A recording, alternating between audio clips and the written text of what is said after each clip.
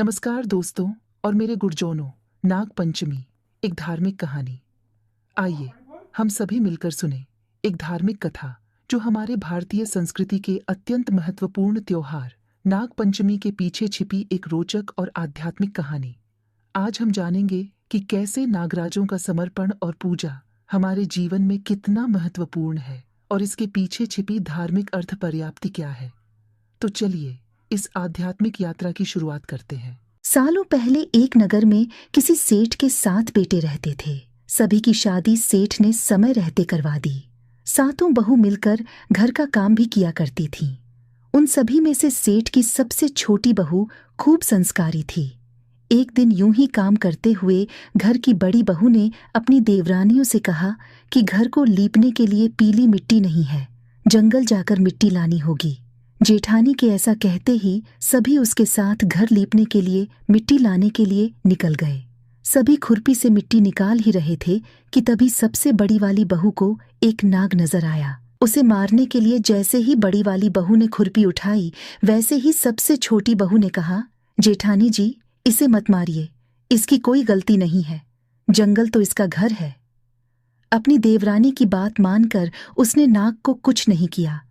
तभी उस छोटी बहू ने नाग से कहा कि आप एक जगह पर अलग से बैठ जाइए, हम तब तक मिट्टी खोदते हैं, फिर आपके पास आएंगे। इतना कहकर सभी मिट्टी निकालने लगे और कुछ देर बाद घर चले गए। सभी के दिमाग से नाग वाली बात निकल गई थी।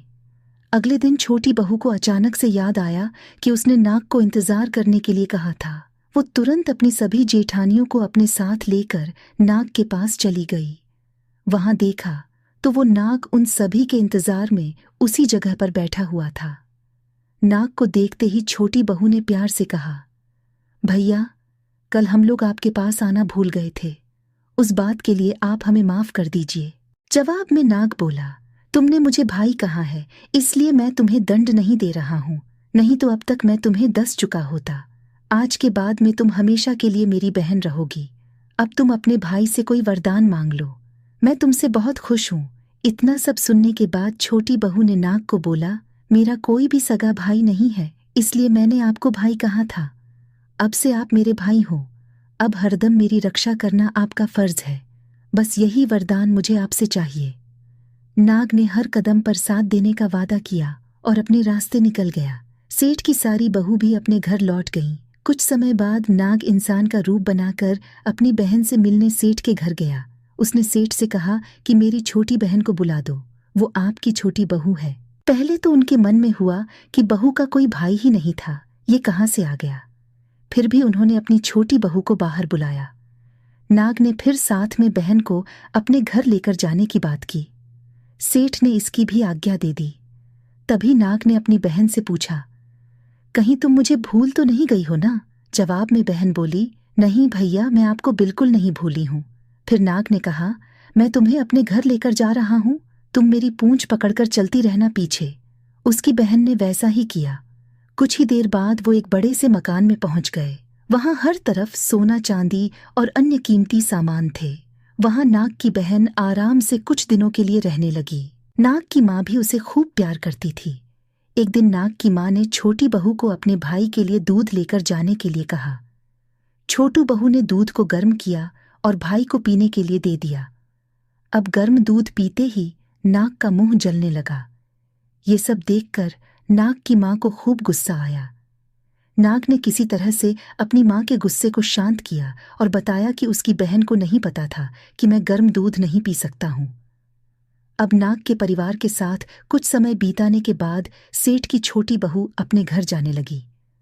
नाग ने अपनी बहन को खूब सारी दौलत और आभूषण देकर विदा किया। बहू के साथ घर में इतना सारा धन आते देख सेठ और उसकी जेठानियां हैरान हो गईं। एक दिन नाग की बहन को घर की बड़ी बहू ने कहा कि तुम अपने भाई से और सोना चांदी लेकर आओ, उसके पास तो खूब पैसा है, वो तुम्हें मना नहीं करेगा। छोटी बहू ने अपने भाई नाग को यह बात बताई। इसके बारे में पता चलते ही नाग ने अपनी बहन का घर तरह तरह के आभूषणों से भर दिया। सभी जेवरातों में से एक हीरे का हार बेशकीमती था। उसे देखते ही हर किसी का मन उस पर आ जाता था। होते होते उस हीरे की हार की खबर राज्य की रानी तक पहुंची। उसने छोटी बहू से हार लेकर खुद अपने पास रख लिया। दुखी होकर सेठ की छोटी बहू ने अपने भाई को इसके बारे में बताया। गुस्से में उसके नाग भाई ने रानी के गले के हीरे के हार को नाग बना दिया। इससे डरकर रानी ने एकदम हार को अपने गले से उतारा और सेठ की छोटी बहू को महल बुलवाया। उसके महल पहुंचते ही रानी ने छोटी बहू को बताया कि कैसे हार उसके गले में नाग बन गया था और उससे इसकी वजह पूछने लगी। तब सेठ की छोटी बहू ने बताया कि नाग भाई ने यह हार सिर्फ मुझे पहनने के लिए दिया है। इसे कोई दूसरा इंसान गले में डालेगा तो ये तुरंत सांप बन जाएगा। इस बात को सही साबित करने के लिए रानी ने सेठ की छोटी बहू को सांप बन चुके हार को पहनने के लिए कहा। छोटी बहू ने जैसे ही नाग बने हार को गले में डाला तो वो दोबारा हीरे के हार में बदल गया। महारानी ने ये सब होते हुए खुद अपनी आंखों से देखा और हैरान रह गई। अब उसे सेठ की छोटी बहू की बात पर यकीन हो गया। उसने हार छोटी बहू को अपने साथ लेकर जाने के लिए कहा। इतना सब होने के बाद रानी ने सेठ की छोटी बहू को कुछ सोने की मुद्राएं देकर महल से विदा कर किया। अब सेठ की छोटी बहू घर में सोने के सिक्के लेकर पहुंची। यह सब देखकर सेठ की बड़ी बहू को जलन होने लगी।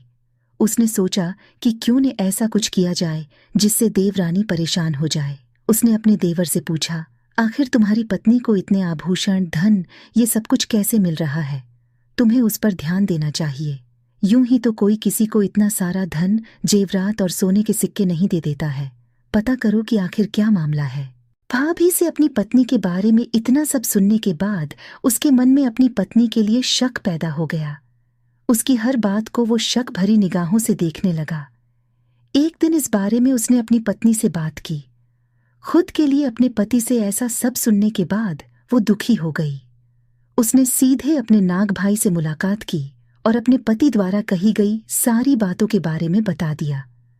अपनी दुखी बहन को देखकर नाग को भी गुस्सा आया। सीधे वो अपनी बहन के पति से मिला और बोला कि अपनी बहन को जेवरात और दूसरे तोहफे मैंने दिए हैं। तुम्हें उस पर किसी भी तरह का शक करने की जरूरत नहीं है। वो बहुत ही अच्छी है और अगर आगे से कभी भी तुमने उसे कुछ गलत कहा या उस पर शक किया तो मैं तुम्हें जिंदा खा जाऊंगा। नाग से ये सब सुनने के बाद सेठ के बेटे ने उससे माफी मांगी और कहा कि आज के बाद से मैं ऐसी बातें बिल्कुल भी नहीं करूंगा। आप मेरे ऊपर गुस्सा मत कीजिए। मैं आपकी बहन को किसी तरह का दुख नहीं होने दूंगा। इतना कहकर वो सीधे घर गया और अपनी पत्नी से भी माफी मांगी। उसके बाद दोनों खुशी खुशी साथ में रहने लगा। इसी तरह सेठ की छोटी बहू हर तरह की मुसीबत में अपने भाई को याद करती और वो उसकी परेशानी को दूर कर देता। इसी तरह नाग पंचमी का त्योहार शुरू हुआ और सभी महिलाएं नाग को अपना भाई मानकर पूजते हुए उन्हें दूध पिलाने लगीं। नाग पंचमी कथा से 2 सीख मिलती है। पहली यह कि किसी दूसरे के भड़काने पर और उनकी बातों से प्रभावित होकर अपने लोगों पर शक नहीं करना चाहिए। दूसरी सीख है कि अच्छा करने और सोचने वालों को उसका सकारात्मक फल जरूर मिलता है।